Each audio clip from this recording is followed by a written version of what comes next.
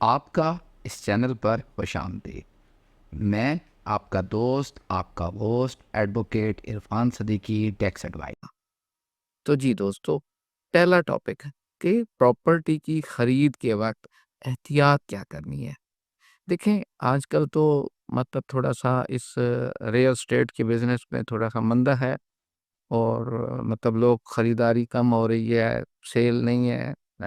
زمینیں جو پلاٹ دے کے لوگوں نے انویسٹمنٹ کے لیے رکھے ہوئے ہیں، تھوڑے سے معاشی حالات کچھ ملک کے ایسے ہیں کہ آج کل تو تھوڑے سے حالات خراب ہیں، جو کہ امید ہے بہت جلدی اب ٹھیک ہو جائیں گے۔ لیکن جب ہم لوگ یہ خریداری کرتے ہیں تو ہمارے یہاں اکثر روٹین یہ ہوتی ہے، یا تو کوئی پراپرٹی ڈیلر یا کوئی کمیشن ایجنٹ وہ انوالو ہوتا ہے۔ اچھا، اب بہت ساری کالونیاں بھی ایسی بن چکی ہیں، اور ڈیلی بیسس پہ ایک نئی کالونی کا افتتاح بھی ہو رہا ہے۔ تو وہاں پر ہوتا کیا ہے کہ ایک عام سادہ سایہ فرد جو ہے وہاں جاتا ہے، اور وہاں جا کر وہ ایک ماڈل ہاؤس بنا کے دکھاتے ہیں کہ یہ اس طرح کا عالی شان گھر بنے گا، اور سو اینڈ سو بہت ساری اس کی تعریفیں بھی ہو جاتی ہیں۔ اچھا، آپ نے اب وہاں پر کرنا کیا ہے؟ آپ نے وہاں کرنا یہ ہے کہ آپ نے ان سے یہ پوچھنا ہے کہ یہ پراپرٹی کس کے نام ہے، کون اس کو بیچ رہا ہے، ٹھیک ہے۔ اچھا، اب کیونکہ یہ ہوتا ہے کہ اس وقت آپ تھوڑا سا محبت میں اور اپنی اچیومنٹ یا نشے میں یہ سارے معاملات بھول جاتے ہیں۔ اب کرتے کیا ہیں، آپ وہ کہتے ہیں کہ جی ٹھیک ہے، وہاں پر ایک اچھا سا آفس بنا ہوا تھا، 4-6 کرسیاں پڑی تھیں، میزیں پڑی تھیں، اے سی چل رہے تھے، اور بہت سارے اچھی، کیونکہ ماڈل ہاؤس بھی بہت اچھا تھا، وہ لوگ بیٹھے تھے۔ تو ہوتا کیا ہے، دیکھیں، اس صورتحال میں کہ ایک شخص ہے، اس نے کسی کے پاس زمین تھی، فار ایگزامپل میرے پاس ایک زمین تھی، اور ایک بندہ آیا میرے پاس کہ جناب آپ یہ زمین بیچنا چاہتے ہیں؟ تو میں نے کہا جی بالکل بیچتا ہوں۔ اب اس کا اور میرا ایک ایگریمنٹ ہو گیا 50 لاکھ روپے کا۔ اس نے مجھے 10 لاکھ روپیہ دیا اور ایک سٹا لکھوا دیا۔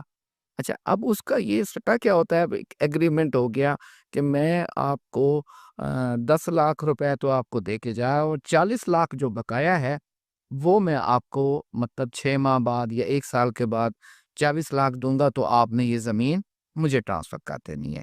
ٹھیک ہو گیا۔ اچھا، اب میرا ایگریمنٹ اس سے ہو گیا، اس نے وہ ایک آفس بنایا، ایک گھر بنایا، 10 لاکھ روپیہ مجھے دیا، اور پھر وہاں پر لوگوں سے پیسے لینا شروع ہو گیا۔ اب اس کا جو پہلا ہدف تھا وہ یہ تھا کہ میرا جو 10 لاکھ روپیہ انویسٹمنٹ ہے وہ کسی طریقے سے واپس آ جائے، میں منافع میں آ جاؤں۔ اب اس نے کیا کہ اب 10 لاکھ روپیہ اپنا لوگوں نے سے لے لیا، 10 لاکھ روپیہ اور بھی اس کو 20 لاکھ روپے اکٹھے ہو گئے۔ تو 20 لاکھ روپے اس نے اپنا وہ 10 کے ساتھ 10 پروفٹ کما لیا، لیکن باقی گھر تو اس کے بکے نہیں۔ اب اس نے کیا کیا، وہ راتوں رات وہاں سے آفس بند ہوا، کرسیاں میزیں اٹھا لی گئیں، اور وہ وہاں سے رفو چکر ہو گیا۔ اچھا، اب جب وہاں پر پہنچے تو پتہ چلا کہ اب آپ لوگ میرے پاس آئے کہ جناب یہ آپ کی زمین ہے، ہم نے تو یہ لے لی ہے، اور ہم نے تو یہ پیسے بھرے ہوئے ہیں۔ تو ڈیفینیٹلی قانون بھی اب مجھے الزام نہیں دے سکتا، نہ میں وہاں پر ملزم ہوں، کیونکہ میرا ایگریمنٹ تو اس شخص کے ساتھ تھا، اور جو ایگریمنٹ تھا وہ ہمارا لکھا ہوا تھا کہ 10 لاکھ روپیہ اس نے مجھے 6 مہینے کے دے دیا ابھی، اور باقی پیسے 40 لاکھ وہ 6 مہینے سال کے بعد اس نے دینا تھا، جو کہ نہیں دیا، اور اس کا معاہدہ وہ ختم ہو گیا۔ اب لوگ میرے پاس اگر آتے ہیں اور وہ کہتے ہیں کہ جناب یہ زمین کا تو ہم نے پیسے دیے تھے، تو وہ اصل مالک کو نہیں دیے تھے۔ اس لیے احتیاط کریں۔ سب سے پہلی جو چیز ہے، وہاں جائیں، اس کی فرد چیک کریں، اس کے ڈاکومنٹ چیک کریں، ممکن ہو تو جو اصل مالک ہے اس سے بھی رابطہ کریں، اس کو بھی بتائیں کہ یہ جی ہم معاہدہ کر رہے ہیں۔ بہت ساری چیزیں وہیں پر کھل جائیں گی۔ گھر بیٹھے ہوئے اس طرح کے معاملات نہ کریں۔